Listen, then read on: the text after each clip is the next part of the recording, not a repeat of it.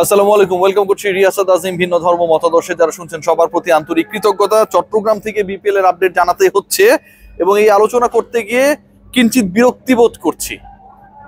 ধরেন একজন ক্রিকেটার বা একদল ক্রিকেটারকে আপনি একটা পার্টিকুলার টুর্নামেন্টে খেলতে দিলেন না এবং সেই টুর্নামেন্টে খেলতে না দেওয়ার কারণ আপনি তাদেরকে সন্দেহভাজন ফিক্সার হিসেবে হিসাব করছেন, মনে করছেন এরা ফিক্সিং এর মতো কর্মকাণ্ড করতে পারে, যেটা আর আপনি প্রমাণ করতে পারেন নাই, আপনার হাতে কোনো প্রমাণ নেই এবং কনক্লুসিভ সেই এভিডেন্স নাই দেখে আপনি বলছেন সংবাদ সম্মেলনে গিয়ে যে এই ক্রিকেটারদেরকে ফিক্সার বলা যাবে না।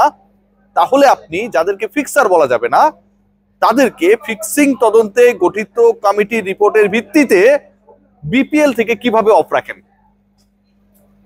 সেকেন্ড পয়েন্ট, যেটা বাংলাদেশ ক্রিকেট বোর্ডের ইফতেখার রহমান মিঠু আগে মিডিয়া কমিটির দায়িত্বে ছিলেন, এখন বিপিএল গভর্নিং কাউন্সিলের সদস্য সচিবের দায়িত্বে রয়েছেন এবং মিঠু সাহেব আরো খুব ইন্টারেস্টিং কিছু কথা বলেছেন। এনামুল হক বিজয়, মোসাদ্দেক সৈকতের ভার্সন নিয়ে আমি আসছি।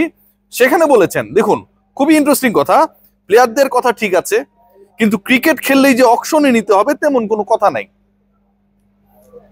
আমি এই কথাটা যখন বলছি আমার কাছে মনে হচ্ছে যে আমি কি আসলে কোনো কিছু, ওই যে গতকাল আলোচনা করছিলাম যে একজন কি বলবো মাদকাসক্ত ক্রিকেটারকেও নিলামের মধ্যে রাখা হয়েছে, আমার এখন মনে হচ্ছে যে আমি কি আসলে কোনো নেশার মধ্যে রয়েছি কিনা।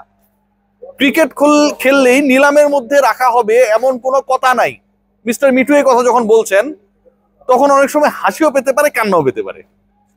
যদি ক্রিকেট খেললেই নিলামের মধ্যে আপনি রাখবেন না এটাই মনে করেন, তাহলে আপনি এই ক্রিকেটারদেরকে খসড়া নিলামের তালিকা রাখলেন কেন? তখন তো আপনার রাখার দরকার ছিল না।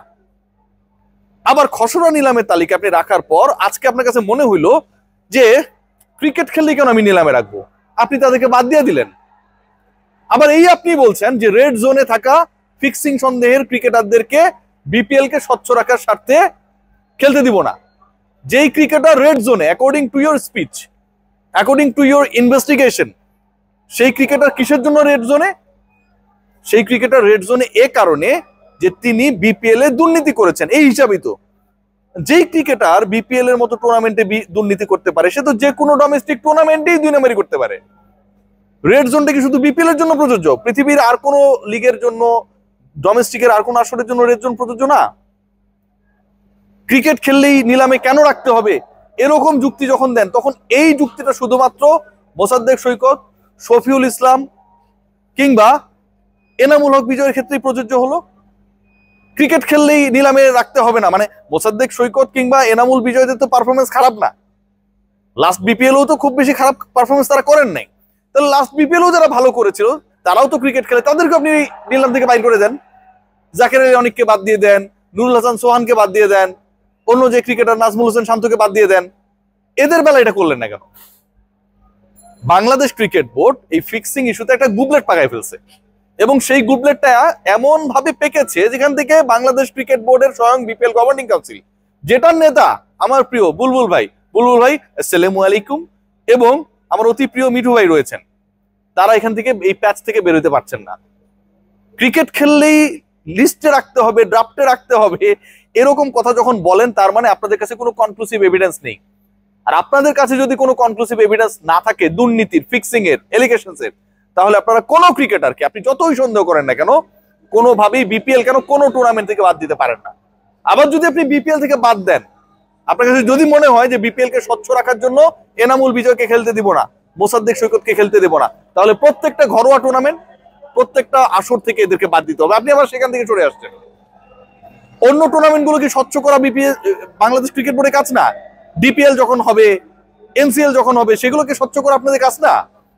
এইসব টুর্নামেন্টে কোনো ধরনের ফিক্সিং কখনো হবে না এই গ্যারান্টি মিঠু ভাই আপনাকে কে দিয়েছে? এই গ্যারান্টি আপনাকে কে দিয়েছে? যেই লোকটা দিল সেই লোকটা নিশ্চয়ই আপনাকে এটা বলেছে যে বিপিএল এই 2 নম্বরই গুলো হবে, এনসিএল হবে না, ডিপিএল হবে না। তাহলে সেই লোককে ধরে আনেন, তিনি তো অনেক কিছু জানে। আপনারা একটা টুর্নামেন্ট আয়োজন করতে যাচ্ছেন, ড্রাফটের একদিন আগে আপনারা 7 জন 8 জন 9 জন ক্রিকেটারকে বাদ দিয়ে দিলেন এবং এই বাদ দেওয়ার কারণটা আপনি এর আগে আরো 5-6 দিন আগে সংবাদ সম্মেলনে বলেছেন যে একটা লিস্ট আসছে, সেই লিস্ট রেডি হচ্ছে এবং সেই লিস্টে কনক্লুসিভলি যারা এসবের সাথে জড়িত ছিল তাদেরকে বাদ রেখেই বিপিএল হবে, এই কথা আপনি বলেছেন মিঠু ভাই। এখন সেই লিস্ট এসেছে, সেই লিস্টে যেই ক্রিকেটারদের নাম এসেছে তাদের বিরুদ্ধে এভিডেন্স নাই, অথচ আপনারা তাদেরকে বাদ দিয়ে দিচ্ছেন।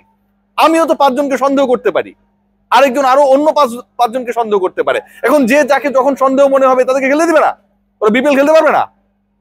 এটা পৃথিবীর ইতিহাসে কোথাও হয়েছে? ICC even ICC international cricket council তারাও তো অনেক ইনভেস্টিগেশন চালায়। আইসিসি ইনভেস্টিগেশন করে না?